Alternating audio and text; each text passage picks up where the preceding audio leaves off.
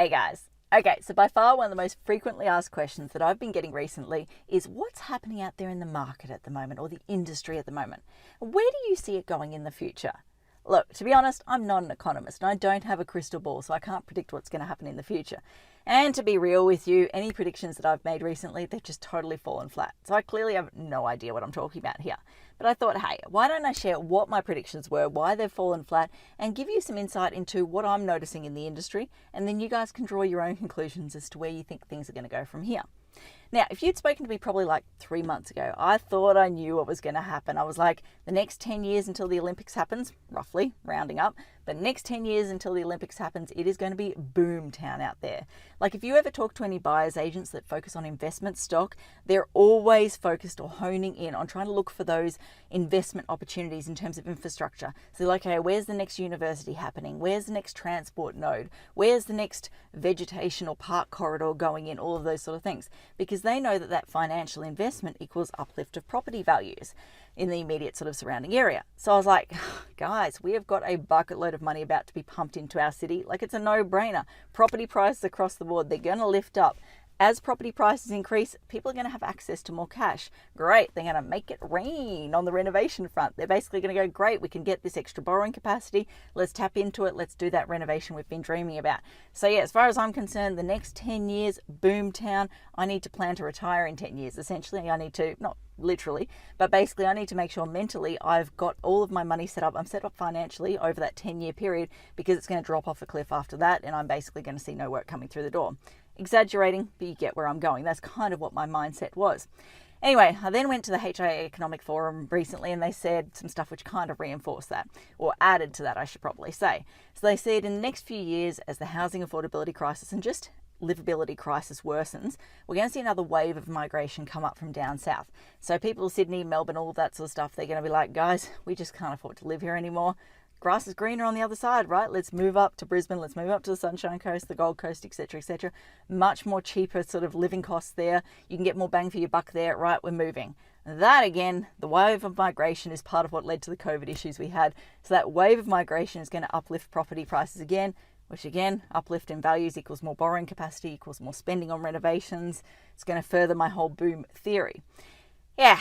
Then when I was going around doing that judging recently, I was having a chat to a builder and he was like, nah, we got a sweet spot of about a year. And I am paraphrasing here, but we've got a sweet spot of about a year and then it's going to absolutely tank. And I was like, what are you talking about? And he goes, think about it. Every time there is a major investment sort of infrastructure project, resources get pulled sideways. So every time there's like a new tunnel or a new bypass that goes in or something like that, a single concrete plant within Brisbane goes offline because they've got to service that project and we suddenly can't compete or can't get access to those resources. And he's like, as we start to get closer to the Olympics, there's going to be this drain on materials, drain on trades in terms of tilers, plasterers, all of that sort of stuff. Those state government projects, they're on a deadline. They have to be open by this time the stadiums kick off and the opening ceremony happens and all of that sort of stuff. So they're going to be throwing crazy money at these people to try and get them to move over and do the work for them. So you're going to find a tiler that's sitting there and basically going, well, I can get 5 times the price to go over and work on this stadium project than what you're offering here. Sorry, I'm out. The residential industry is just not going to be able to compete with that. So I was like, yeah, okay, damn, I thought I had 10 years to make my money. Now I've only got a year to make my money. Like, that's not going to happen.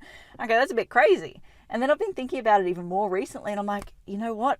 Despite contrary to popular opinions, what I'm trying to say, prices are still increasing out there. Like I've seen it firsthand. I'm currently trying to get a renovation off the ground. The price came in here. Yeah, sat there and went, nah, that price ain't happening. Like, that is crazy talk. Let's cut some stuff out. And we got the price down. In the time it took us to cut the stuff down and get the cut the stuff out, I should say, and get the price down, yeah, it went up 40 grand. 40 grand.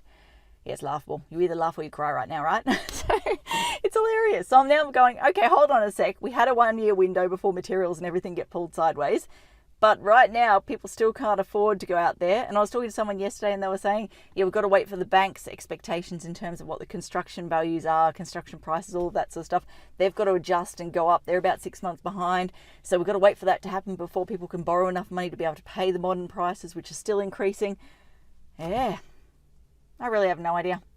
Like 10 years, down to 1 year, down to 0 time. Who knows?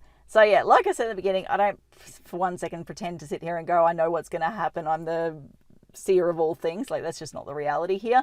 But I thought I'd share those little bit of insights and what I'm sort of picking up from various different people around the traps on this whole topic, and then you guys can draw your own conclusions. Okay, I think that covers off everything I want to talk about today. As I always like to say, until next time, thanks for watching. For all you red tape lovers out there, I have one thing to say. Well, no, actually, I've got three. Number one, the advice provided in these videos is general in nature. It's not site-specific. You would be a silly Billy to go and make financial decisions based on this advice without first checking with the town planner. Don't be a silly Billy. Number two, Brisbane town planning is in no way linked to Brisbane City Council. The views expressed in these videos are my own, not council's. So if you don't like them, blame me, not council. Number three, what was my number three? Oh yeah, the views expressed in these videos are accurate at the time of recording. If you're watching this video back 10 years from now, the views may not be so accurate. That's all.